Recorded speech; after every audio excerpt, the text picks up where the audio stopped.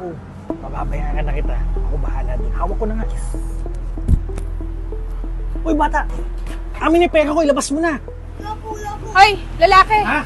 Anong ginagawa mo sa anak ko, ha? Nawala yung pera ko nung lumapit ka sa akin eh. May nakita ka? Kinuha niya? Wala.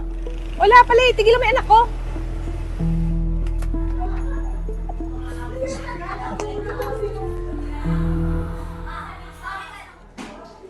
Nak, nasa na yung pera? Akin na. Dito po, ma. Tara, mabigay na po natin kay Manong. Oo, solid na natin to kay Manong, ha? Sige po, ma. Manong? Balik na po namin yung pera niyo po. Teka lang. Ano yun na lamang ninakawan ako?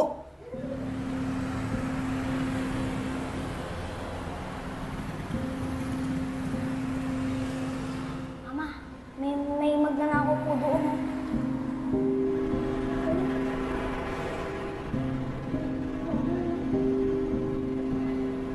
Ma, paano po yun?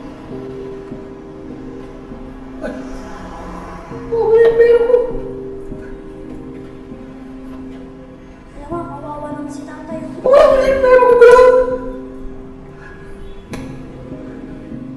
Ako talaga pinakamalupit pumitik dito. Paldo na naman. Paldo tayo today. Mamaya ka sa akin.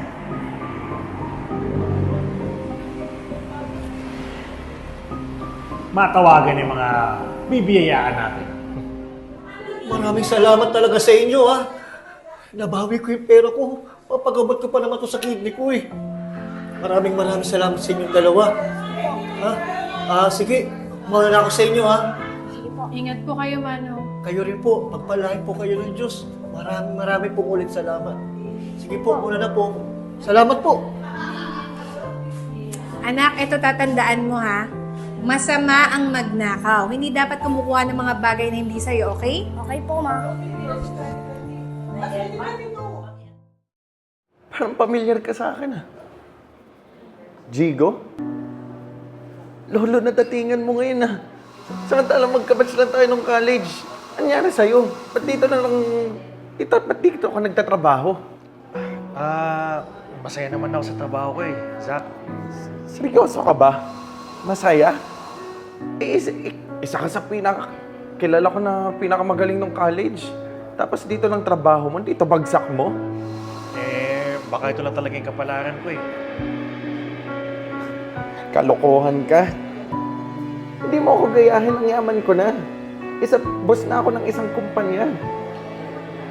Alam mo, Zach, masaya ako para sa'yo. Tama na, tama. Order na lang ako nun. Yung plain lang, ah. Plain? Sige po. Right away po. Kukunin na po namin.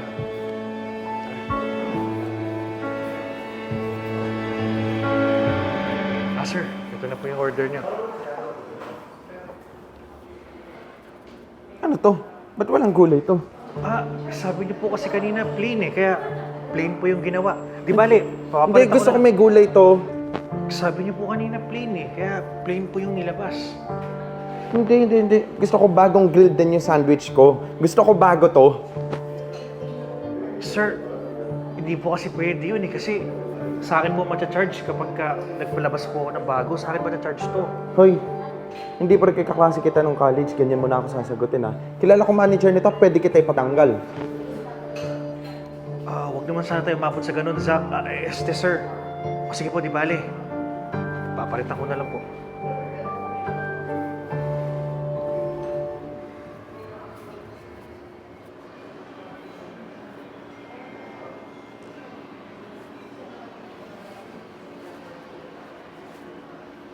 Jigs, okay ka lang? Wala yun. Wala sa akin yun. Kanay na ako sa ganun. Alam mo, wag mo nang pansinin yun. Napakayabang, kala mo kung sino. Pero sa kabilang banda, mukhang totoo naman kasi sinasabi niya eh. Magkabatch kami. Pero tignan mo naman. Ang layo-layo namin sa isa't isa. Pero dapat, di ka pa rin niya ginaganon. No. Teka lang, nag-ring yung cellphone ko. Uy, si ma'am. Yes, ma'am? Jigo, may nagre-reklamo, may binastos ka daw na isang may-ari ng kumpanya. At magkakaso raw sila kapag hindi ka namin inalis. Kaya I'm sorry, we have to let you go. Okay po, ma'am. Sige po. Uy, ano sabi? Eh, wala. Nag-report si Zach eh. Talagang tinanggal na ako. Effective daw ngayon. Di bale, ganun talaga buhay.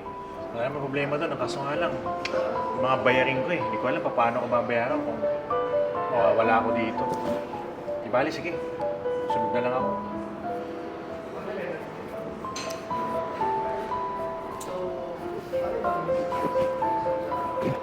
Hindi pwede to. Guys, i-share ko lang sa inyo kasi meron akong katrabaho dito, si Manong Jigo. Grabe talaga yung nangyari sa kanya. Kasi nagkasakit yung asawa niya. Dati siya nagtatrabaho sa napakamagandang kumpanya. At malaki yung sahod niya dun Pero nag-resign siya para maalagaan niya yung may sakit niyang asawa. Ngayon, naging katrabaho ko na siya sa cafe. Kaso, ito namang batchmate niya na customer niya kanina, pinagtripan siya. Kaya ngayon, tinanggal siya ng manager namin sa hindi naman tamang dahilan. Hindi niya yun ginawa, guys. Sana makarating sa kinauukulan itong nangyari sa kanya. Kayo na bahala, guys,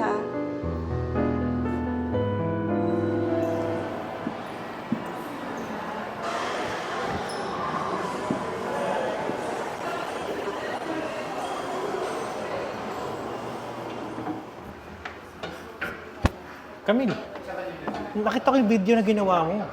Ang daming nag-share. Talagang nagulat ako na sa video yung ginawa mo. Baka mamaya magkagulo pa. Naku, kakapost ko nga na kayo ng video na yun. Ang dami nag-share, nag-trending agad. Tapos, yung company ni Zach naglabas agad ng statement. Sabi nila, hindi nila tinotolerate yung mga ganung bagay, tsaka ugali. Naku po. Nang dahil sa akin, miniwalan pa ng trabaho. Okay na sana na ako na lang yung nawala ng trabaho eh.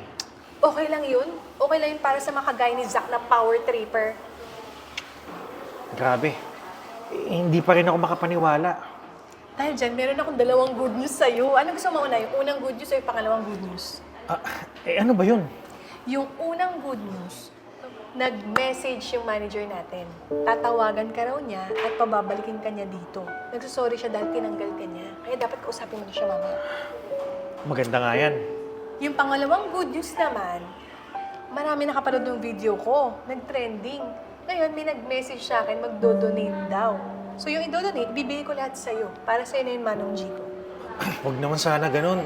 Alam ko, nag-aaral ka din. Gamitin mo na lang sa pang-paaral mo. Okay lang ako. Hindi, Manong Jigo. Para sa'yo talaga yun. Ibibigay ko lahat sa'yo. Kasi, namimiss ko na rin yung katandem ko dito sa work eh. Kaya, para makabalik ka na bukas, kausapin mo na si Madam. Salamat talaga. Sa'yo.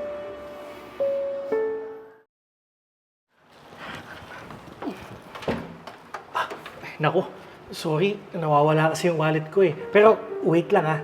Love! Love, may parcel ako. Nawawala kasi yung wallet ko. Baka pwede ikaw muna. Magkano ba yan? 5K po, ma'am. Sige. Wait lang. Love, babalik ko kagad. Mahanap ko lang yung wallet ko. Ito po. Boss, thank you. Okay na. Fully paid. Thank you po, sir. Thank you po, ma'am. Thank you. Love, salamat ha. Sorry ko mamaya. Nawawala na talaga yung wallet ko eh. Wow, love, ang daming magaganda dito. Ang mumura pa. Masaya na ako sa tag 50, tag 100. Basta dito lang sa online shop na to. Love nga pala. May check out ako na rubber shoes. Ay no, ang lambot to. Rare kasi to eh. Kaso ang problema ko, alam mo naman, wala pa kaming sahod. Baka pa pwedeng makiride muna ako sa'yo kasi baka maunahan pa ako ng iba eh. Sige na love, ang ganda oh. Teka, magkano ba yan? Eto yun eh. Dati siyang 12K, ngayon 9.5 na lang. Sale oh. Sige na, bayaran ko na lang sa sahod. Sige na nga, love. Sige, Ito, makiride ka na. ito yung link ko. Ayan, kunin mo. Okay. Yung, salamat. Dream shoes ko talaga yun, love. Grabe. Thank you. Excited ako suotin yan. Ma'am, delivery po for Jigo Gutierrez po. Magkano po yan? 25K. 25K? Opo. Teka lang tawagan ko lang po siya. Sige po. Hello, babe? Love, May parcel ka dito, 25,000. Ganun ba? Love, sorry, hindi ko nabilin. Babe, ikaw muna. Sorry ko bukas, please. Pay mo muna. O sige, love. O sige. Kuya, pwede naman sigurong magbayad sa e-wallet, no? Pwede naman. Ma'am, hindi naman sa nakikialam po ako, mama. Parang kasi napipilitan kayong bayaran yung parcel ni sir. Pwede nyo naman po hindi to i-receive eh. Sayang naman kasi pera nyo kung i-receive nyo pa. Love, thank you so much sa pag-abono mo sa parcel ko, ha. Gusto ko talaga yung item na yun, eh. Tsaka, asa na pala? Nga pala, may papunta dito na ahente ng motor. Kumuha kasi ako motor, eh. Baka pwede mo naman ako tulungan dun sa pang-down tsaka sa monthly. Kumuha ka ng motor, tapos ako magbabayad ng monthly. Wow, ayos din. Para sabihin ko sa'yo, kaya wala yung parcel mo dito dahil di ko binayaran. Kaya bumalik dun sa sorting area. Pero babe, bakit mo naman ginawa yun? Rare yun. Simple lang. Nagising ako isang araw, pagtingin ko sa salamin, nakita ko, Reyna pala ako. Hindi ako ATM. Kaya ikaw, gumawa ka ng paraan kung paano babayaran ng 25,000 mong parcel. At magpaliwanag ka dun sa ahente mo, kasi hindi ko nababayaran yun dahil break na tayo. Lumayas ka dito sa kondo ko, Jigo. Lumayas ka! Alis!